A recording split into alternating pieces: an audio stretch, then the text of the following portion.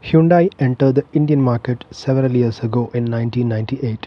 Promoted by Shah Rukh Khan, the first generation Santro quickly established itself as one of the top selling cars in the country. It had the right ingredients to please the unforgiving Indian customers, sealing itself a firm position towards the top of the sales charts. It was discontinued in 2014 due to low demand.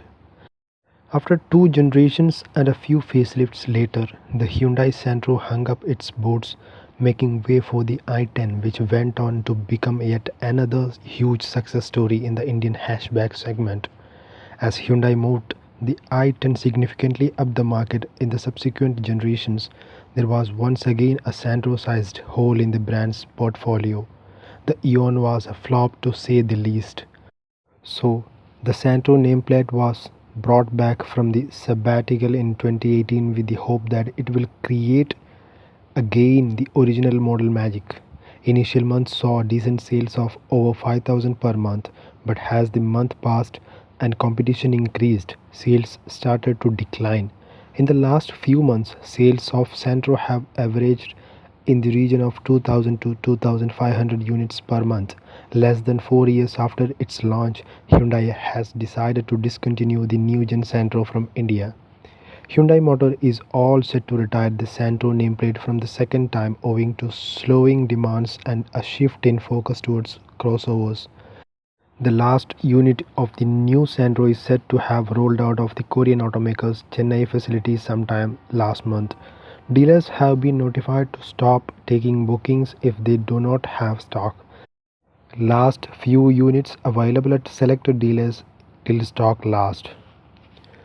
Though the new Santro emerged as well-rounded product, the small car segment started to gradually lose its shine as SUVs start to take over.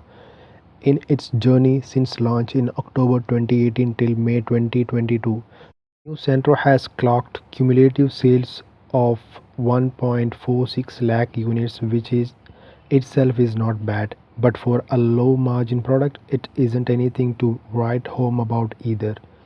Moreover, the model's viability is seriously threatened by the government's proposal to make six airbags mandatory in all passenger cars. While this move would go a long way in making vehicles safer, it would also drive up the cost of small cars to an unsustainable level.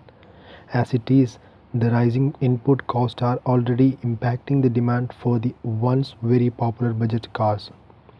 Hyundai India is reportedly getting ready to launch a Tata Punch rivaling small SUV sometime next year. Ahead of that, it is imperative for the company to ease up some crucial production capacity to cater to a strong demand. Withdrawing a low volume, low margin product is one of the easier way to do so. Punch has become one of the best selling small SUV hatchback in a short span of time.